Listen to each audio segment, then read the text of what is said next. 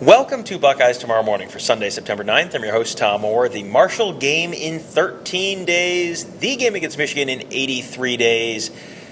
Ohio State did not take very long, not a matter of days, not even really a matter of hours, to put away the Western Michigan Broncos on Saturday night in Ohio Stadium. Buckeyes polish off the Broncos with a 56-0 win.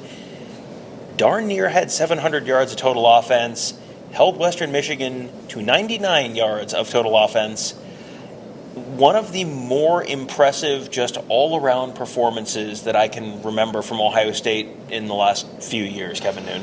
It's one of these games that 56-0 doesn't serve the story well enough, because Ohio State just really had Western Michigan on the ropes to begin with, came out and scored on its first couple of three drives. Really, the only hiccup that was in the game was starting off the third quarter. Ohio State was a little slow getting out of the gates in the third quarter, but once again, they kind of did it just about every possible way. I mean, maybe short of having multiple defensive scores or whatever, but I mean, it was a complete team win. I think there are going to be a good number of players that are going to be enjoying that champions meal, which we can only dream about. I'm sure there's a delicious carving station there, but Ohio State goes into open week number 1, 2-0, giving up a grand total of 6 points over 8 quarters. And you said it. I mean, 56-0, and it really probably could have and should have been much worse than that. The number I always look at is average yards per play. Ohio State gave up 2.1 yards per play. Multiply that times 4, it is not a first down. Ohio State gained on offense 9.5 yards per play. So that is not technically a first down every time they snap the ball, but it's pretty darn close. And that really kind of sums it up, because I guess let's start with the offense. Feels like we always start with the offense. We'll start with the offense. Will Howard, 18-26, 292 yards, 1 touchdown. But then also ran for a touchdown.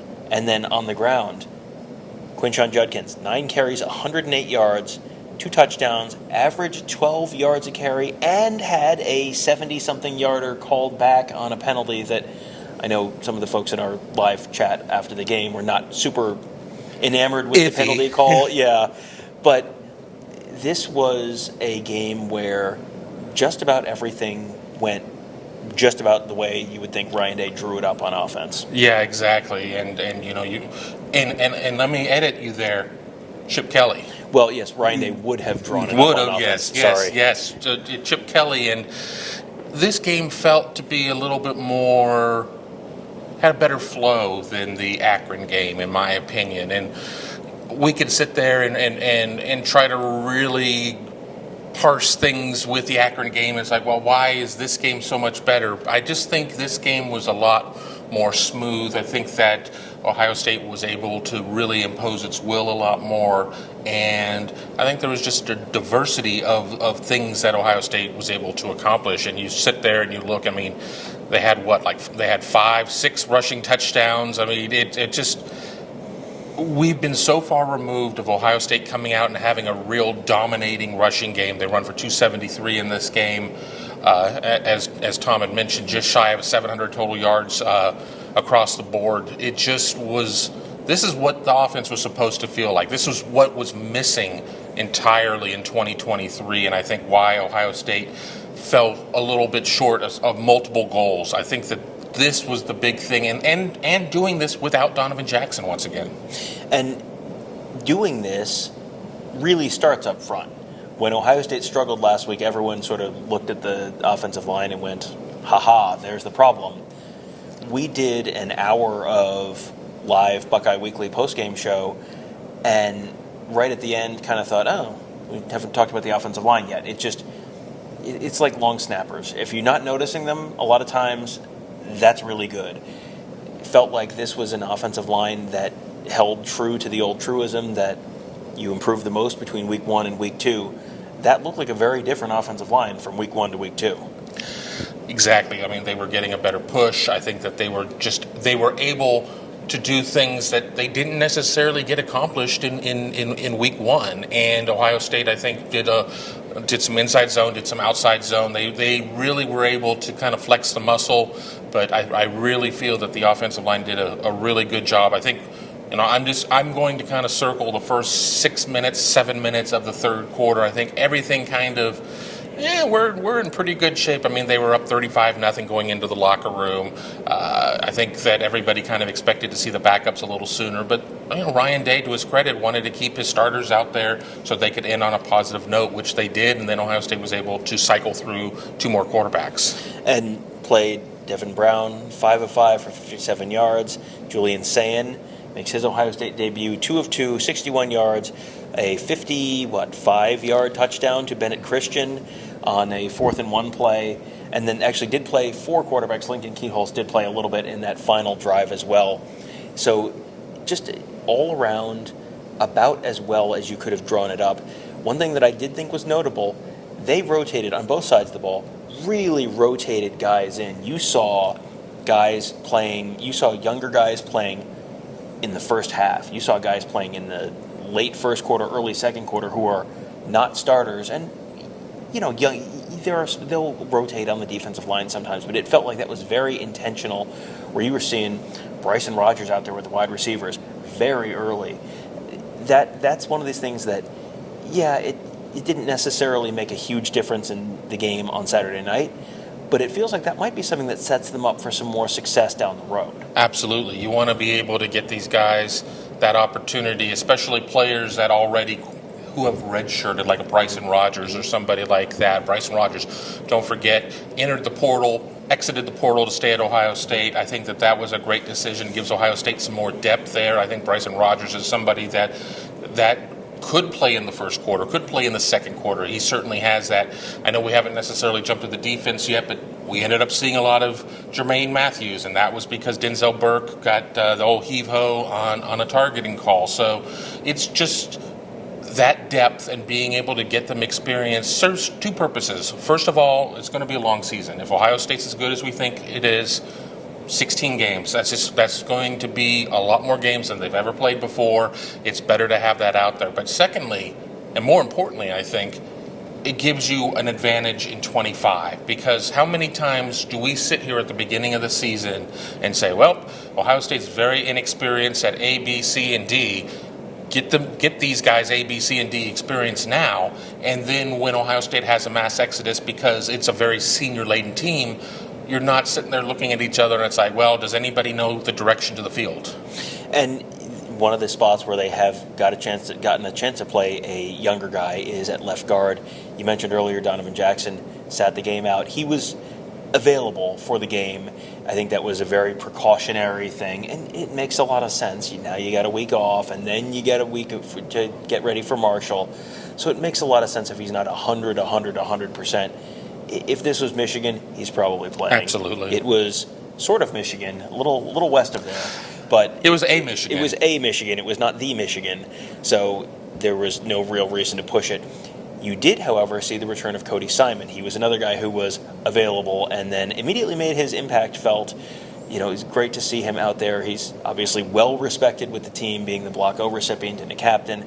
And it took, 2-3 plays, and boom, you found Cody Simon out there real quick. Yeah, I think that it was just great for Cody to get out there and be able to rock that Block O jersey for the first time. I think it was great for Ohio State to get him back. Obviously we're looking at how all these rotations at linebacker are working out. What does that mean for C.J. Hicks? What does that mean for Sonny Styles? What does that mean for Gabe Powers, and so on and so on? But Cody is somebody that has always been there, playing a backup to the Mike, but also kind of the third backer when it was Tommy and when it was Steele. And now it's kind of, I don't want to say it's his defense, because this defense is so good. It's not any one player. It's like, well, this is the guy I'm focusing in on. And during the Live Buckeye Weekly recap that we had after the game, there were a lot of people talking about, I normally would focus on Jack or JT, but now there's just so much to watch out there defensively that I just don't focus on one player. Right. Where would you want to focus? Because Jack Sawyer has been immensely talented and immensely impactful earlier in the season. You saw that from JT Tuimoloau. You see that from Tyleik Williams in the middle of the line. The linebackers you're seeing it from. You're seeing it from the corners. You've seen it last week was the Lathan Ransom show. Tonight it was Caleb Downs made multiple impactful plays. Yeah, there is not one spot. There is not a spot where you can just kind of go, yeah, go after that guy. Michigan, I'm sure I will not be breaking news to anyone here, but Michigan did not have a very good time on Saturday against Texas. Texas just looked at where Will Johnson was and went, okay, well, we're just not going to throw it there. We're going to throw it to the other side of the field, and there was no answer there. Quinn Ewers had a big day, and it was not, Will Johnson can be as great as he wants to be, and you can have Mason Graham and Kenneth Grant and the interior defensive line, but there's a bunch of other guys out there, and Texas is down 2 running backs. Yeah. Oh, yeah. Yeah. That Texas and missing their 2 defensive tackles from last season, who were really the stars of the defense, and just thumped Michigan. That was a no doubter out of Texas, and so for Ohio State to not necessarily have that. Yeah, you're good there, but ... That's a big reason why they were so effective. Under 100 yards of total offense, but we did this on the Buckeye Weekly show, but I'm going to do it again here just because. Here's the drives for Western Michigan, okay? There are going to be 2 that stand out and a whole lot that sound similar. 3 plays minus 1 yard. 11 plays, 55 yards. That ended up with a field goal attempt that doinked. 3 plays, 9 yards. 3 plays, 12 yards. 3 plays, 7 yards. 3 plays, 6 yards. 7 plays, 20 yards. 1 play, 1 yard. That was the half. 3 plays, negative 17 yards. 3 plays, 9 yards. 3 plays, 6 yards. 3 plays, 5 yards. 3 plays, 2 yards. They never got. I mean, we've talked about teams not being able to get out of second gear or out of first gear. They didn't get the parking brake disengaged for most of the game. They only had 5 drives in the second half. I mean, when you sit there and you look at that, yeah, they just really had no answer. And I know they lost an offensive lineman along the way. I think it was their center, but again, that doesn't necessarily change the entire makeup of the team. And this is the same team that gave Wisconsin fits. 4-quarter game all the way through. Western still had a chance to win it at the end, and Ohio State just kind of sat there and it's like just shoved them out of the way, and it's just like we're doing what we want to do. Yeah, and there was no answer at all from Western Michigan. They had in the second half 15 plays for 5 total yards. 5 yards. After the game, Lance Taylor, the Western Michigan coach, talked about the fact that they did not play as well as they played the week before. Losing an offensive lineman is obviously... #Obvi. Yeah, no kidding. But they losing an offensive lineman obviously is a part of that, but that was not an offense that, well, if you just hadn't lost the offensive lineman, you would have had 17 points. That was, well, maybe you would have gotten a first down in the second half.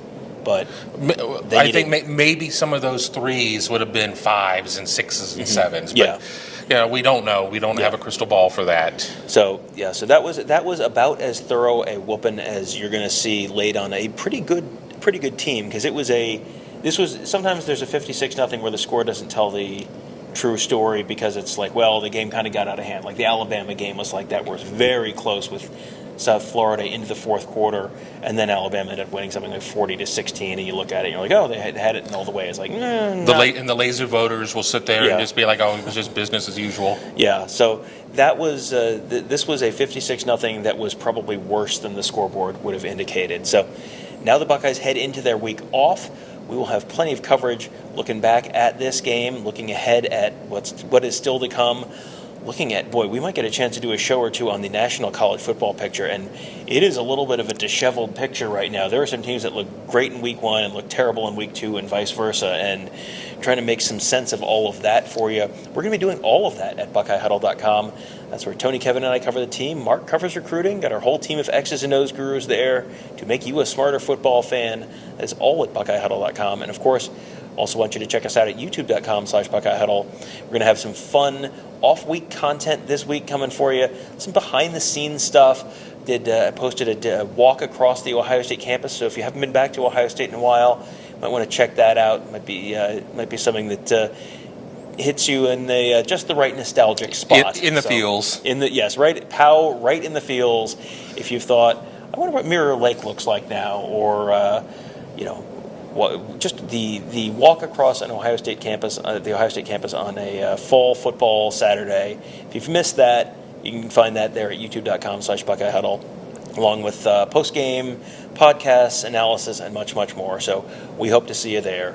That'll do it for today. Thank you guys all for joining us. Have a great day. We'll talk to you tomorrow.